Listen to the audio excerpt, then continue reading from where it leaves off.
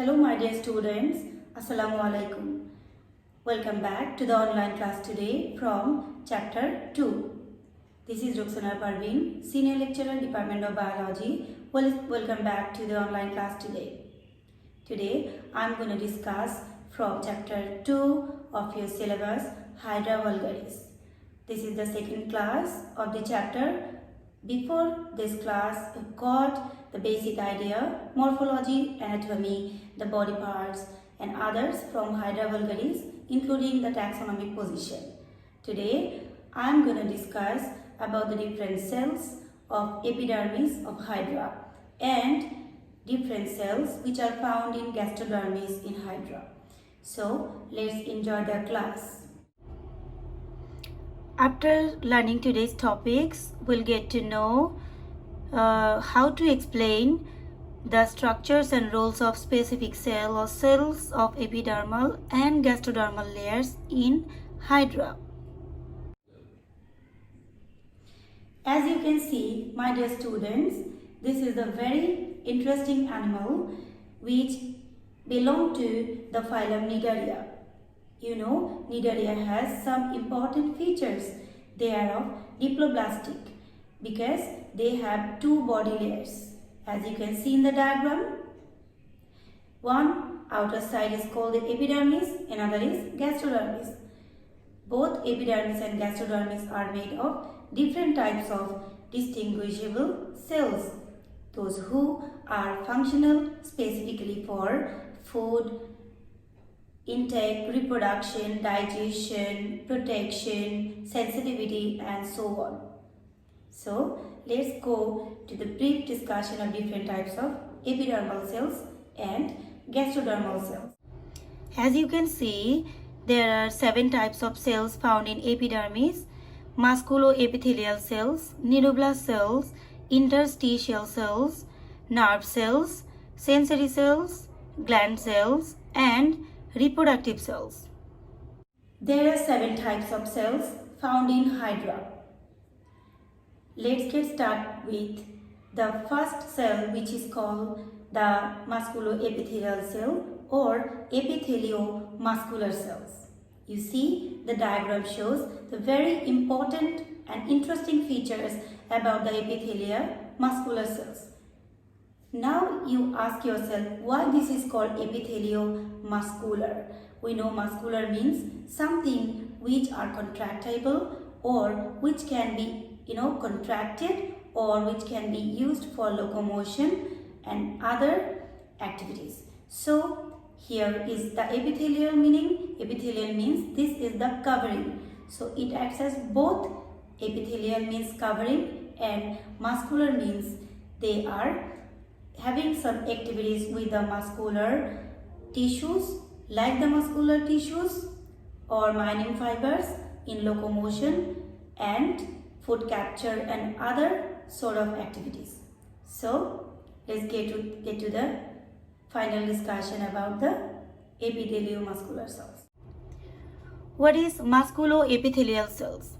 As we know that the individual unit of each tissue layer is an epitheliomuscular cell, which is mostly called an epithelial cell in Hydra, located directly adjacent to the mesoglea. Let's explain the structure of epitheliomuscular cells. Finger-like interdigitations and specialized folds or couplers also occur along the basal and lateral aspects and interlock adjacent epitheliomuscular cells.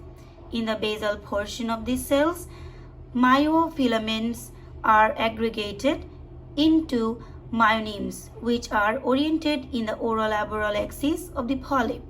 Myonemes dominate the cytoplasm of muscle processes. You know, these myonemes are none other than the muscle fibers, which look alike the real muscle fibers and helps in contraction. Here is the diagram of epitheliomuscular cells. You can see external surface of the body. Here is flat-like, which mostly dominate the outside of the body. Then epitheliomuscular cells are here, which in which some sort of neurosensory cells are embedded in between them. Then epitheliomuscular cell base containing the contractile myofibril. With the help of those, they can contract the body. And as you can see, the nerve cells lie at the base of the epitheliomuscular contractile myofibrils. Well, what are the roles of epitheliomuscular cells? The muscles of cnidarians are comprised of epitheliomuscular cells. Cnidarian muscles serve two purposes mainly. One, contractile functions to assist with locomotion, and two, intracellular food digestion. The muscles are arranged in longitudinal and circular arrangements, allowing for a variety of types of movement.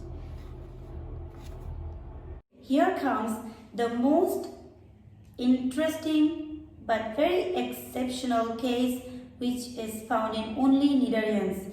This is called the cnidoblast cell or cnidocyte.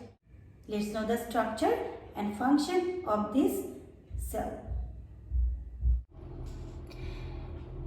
The cnidoblast cells are the special cells called cnidoblast and contains a coiled, hollow, usually barbed, threaded, which quickly turns outward from the capsule upon proper stimulation. The purpose of the thread, which often contains poison, is to ward off enemies or to capture the prey. An immature cnidocyte is referred to as a cnidoblast or nematoblast. Here are some features of cnidocytes. You can see the different views under the microscope, and the right one is the diagrammatic feature. We may have lot of information in this diagram. As you see, the cnidocele, the topmost, the spine-like structure is the cnidocele here. Then cnidocele is connected to the operculum. This one is the operculum, which acts as the lid, and this hollow or kind of vase-shaped part is the sac-like portion, which is called the nematocyst. Okay, nematocyst sometimes is filled with the poisons called hypnotoxin. Okay, and the coiled threads are here. Upon stimulation, they are threaded outside of its body. Okay, and the whole non-organic positions are located underneath the or beneath or across the living cell body, which is called the cytoplasm. Okay, the cytoplasm contains nucleus, as you can see, and many other organelles. What are the functions of the cnidocyte? Cnidocyte contains capsules within which calcium ion is present, that is released when trigger is activated. Cnidoblasts are mainly the defense organ that help the animals to protect it from enemy's body. Cnidoblasts are also used to detect the prey and to capture the prey. Cnidoblast cells contain toxic substances these are used to paralyze or to kill the enemy as well as its prey. Interstitial cell. Interstitial cells are very different cells which are capable of cell regeneration or immortality. That's why Hydra is called the immortal animal, or Hydra's normal death is not possible. Okay, so due to this sort of cells, Hydra can be cut in different pieces, or if any kind of injury occurs in Hydra's body, all are recoverable. How is that possible? Let's see. The interstitial cells. The interstitial cells of Hydra are small, undifferentiated cells containing an abundance of free ribosomes and few other cytoplasmic organelles. They are capable of differentiating into epitheliomuscular, digestive, glandular nerve cells, and neuroblasts. What are the roles of interstitial cells? In the diagram you can see that the interstitial cells can divide themselves mitotically and they can be the replica of themselves anytime they want or they need. And here you see the interstitial cells are capable of forming the mucous cells, gland cells, ganglion cells or the nerve cells, sensory cells, nematocytes or neuroblast cells, haploid reproductive cells, eggs or sperms. So from this diagram, isn't it very clear that the interstitial cells can be converted into anything they require anytime. Even when any part of the body is cut, as I just told before, that they can regenerate. So due to these cells, Hydra can have any kind of structure anytime they lose the structural parts or the body parts. Sensory cells and nerve cells. So in the diagram you can see that this is the whole body of a Hydra. This is the peduncle, the gastric region, or this cavity is also called the gastric region because here digestion, excretion and other gastrointestinal functions occur. These are the tentacles, So, and the hypostome is the surrounding portion of the mouth. In the tentacles and overall all the parts of the body are covered by sensory cells. And sensory cells, here in the diagram you can see this is the ectodermal layer, and you can look at this purple colored portion which is called the sensory cells. Okay, these sensory neurons are connected to the motor neuron or nerve cells. Here the sensory neurons are called the sensory cells for Hydra, and these are connected to the motor neuron or nerve cells. So here these are the nerve cells and this is the sensory cells. So sensitivity is carried through the sensory neurons from the outer environment. Different factors like heat, temperature, pressure or any signal, smell, anything can be transferred through these sensory neurons to the nerves to take the necessary actions. Here are the last two cells which are called the gland cells and reproductive cells of epidermal layers of Hydra.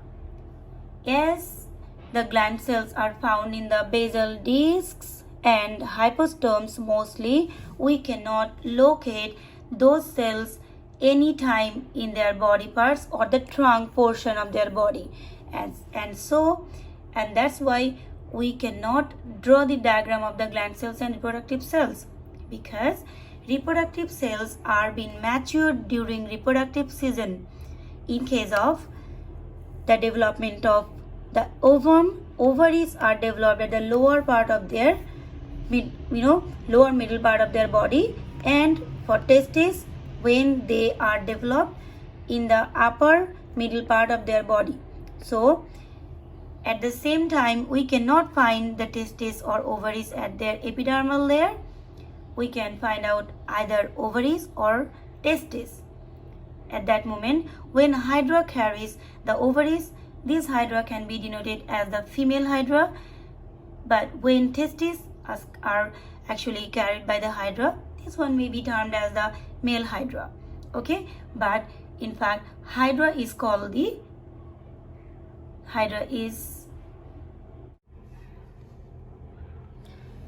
in the gastrodermis of Hydra has 4 types of cells, unlike the 7 types of cells which are found in epidermis. Okay, there are 2 cells are not found in gastrodermis. One is neuroblast cells, another is the reproductive cells. Okay, so let's get to the discussion about the cells which are found in gastrodermis. 5 types of cells are found in gastrodermis. One is nutritive cells or muscular cells, another is gland cells, which secretes glands and enzymes and so on. Third is the sensory cells. You can see this position. Sensory cells can receive the sensitivity or the stimuli from the environment, what are happening in the gastrovascular cavity, and sends to the neuron, okay, motor neuron or nerves. Clear?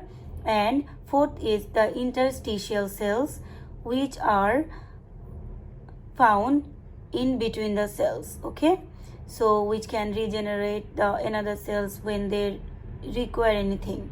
And finally, nerve cells. So as nerve cells are found in the both layers, you see nerve cells are found in the epidermal layer and the gastrodermal layer, so we can denote that nerve cells are also found in gastrodermis. So these are the list of the 5 types of gastrodermal cells.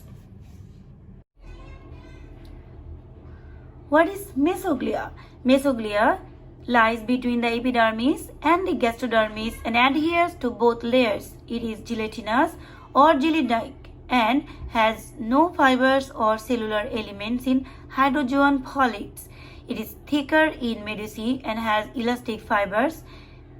Okay. In this diagram, you can see the mesoglia very clearly. The gastrodermis is the inner layer of the cells that serves as a lining membrane of the gastrovascular cavity of cnidarians. The term is also used for the analogous inner epithelial layer of ctenophores. Okay, my dear students, I hope that you could understand that whole class and you can find out the following questions as your homework. Please do the homework on time and submit it to the homework group. The homeworks are: define mesoglia, diploblastic animal, nidoblast cell, nidocele. Then, what do you mean by mesoglia? What do you mean by coelenteron or gastrovascular cavity? C. Explain the structures and functions of 7 types of cells in hydra found in epidermis, and explain the structures and functions of gastrodermal cells in hydra. Take care. Assalamu alaikum.